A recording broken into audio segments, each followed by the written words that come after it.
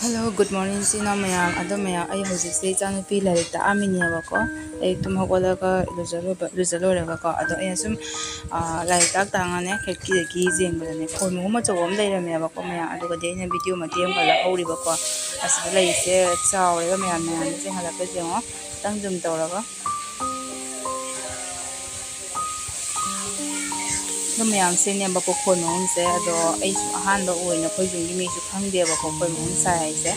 ado smai sa le ne mayam ado ngasi gi blog se sum ka ta jeng ya se kari kari ai su pe ya ba sum chara ke mayam da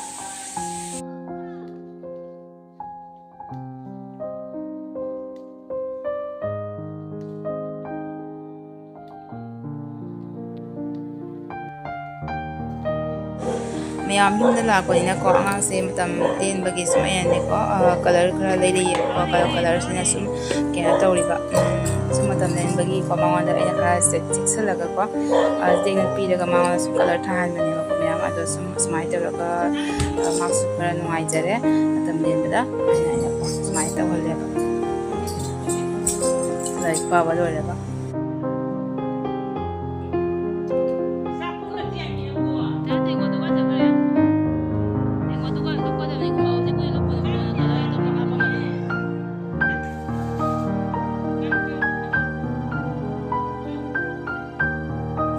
Dumaya ay angang galay ta ko laraga pas kandela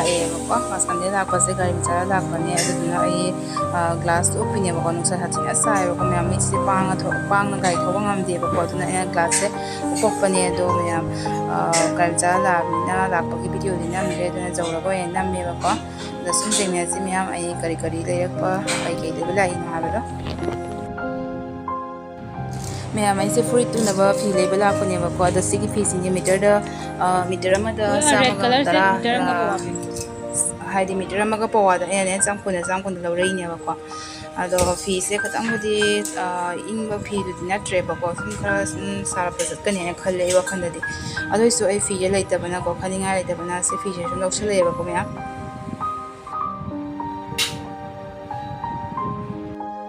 mayam ay lori color se siga ado di rapper ki piece lori ko mayam ado color ohum ka kai lori ba ko mayam masigi rapper ki phi ani phane ani khak si lori free tu bagi ado ga se yellow color si su the red color siga ado hosiki pink color du ga lori ba ko mayam तो कहीं मैं feel लोरगा चुहिंग खर थौरेब को सामनगिने को खांग मंगमदना चुहिंग थकले चुहिंग थक लोरगा दुकान चंगे दुकान चंगागा सुम अकूब टाइप पोसै खर लौरेब को अगांगी पोसै खरगा मियाम मपान बुथोरादी को पोसे सुम लेनिंगे हाइदी इसागे लेदसु अगांगी लेनिंगे को अगांग से सुम लाइक तमबिना खता नंगता बॉक्स करी करा सुम लेनिंगे मियाम दम लेसु लेय बैदी को सिगा लेरेब को सिमा चुसिगा अइना तुदो एंदे को मा तो होइनि से अइना सिमा चुसिगा बैदी सिगा सिना रेपर की फीलना को सिगा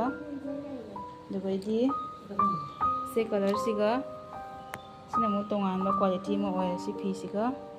अदुगैदी मीटर अमगा पवा लेने को बेदी सिगा सिमचु सिगा अदुगैदी से रेड कलर का सिगा लौरे मैम सिलोइना मीटर अमगा पवा ने सि लौरे अदुगा अंगांगी पचै सिंगो लौरागा इसम हलेदा इसम साबना खांगवा ngamdre lai khurambagi hairuk khara lore kang aloi bani na ngasi kang gi hairuk ki ho mani khara loraga sina macha thoibigi color sina macha thoibigi eraser sina macha thoibigi pencil aduga sina macha thoibigi box aduga sidi enoni brush aduga sina macha thoibigi cutter ga and eraser nu jaure ko sarpena and eraser pun jaure ko aduga mayam asisna kaina habada ko gi sai khoi mahum do mai stock re ko gi bari ya sar me ko su pa ite to ma ta ne ko do mayam su ko ne mai stock re ado smaya tha kani hoire me ko mayam jemesi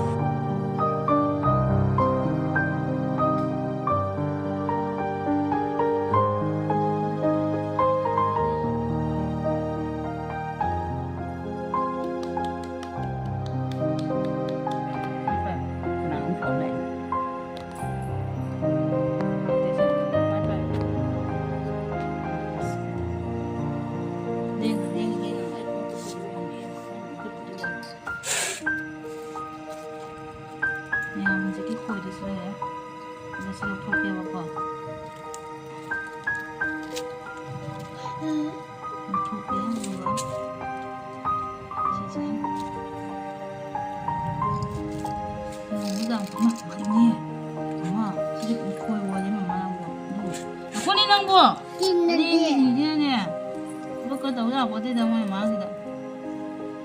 ꯃꯃꯥꯁꯤꯅ ꯈꯣꯏ ꯑꯣꯏꯔꯗꯤ ꯑꯩꯈꯣꯏ ꯁꯤꯔꯣꯏꯗ꯭ꯔꯥ ꯆꯥꯎꯔꯛꯑꯕ ꯑꯩꯈꯣꯏꯅ ꯀꯃꯥꯏꯅ ꯎꯍꯧꯗꯣꯏꯅꯣ ꯉꯁꯤꯁꯨ ꯑꯩꯅ ꯎꯗ꯭ꯔꯗꯤ ꯎꯔꯅꯤ ꯃꯆꯥ 이봐이 찍기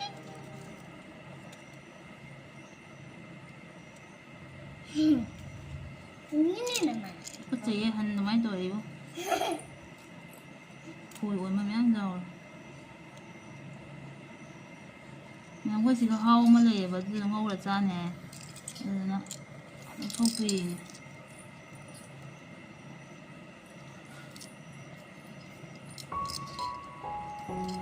난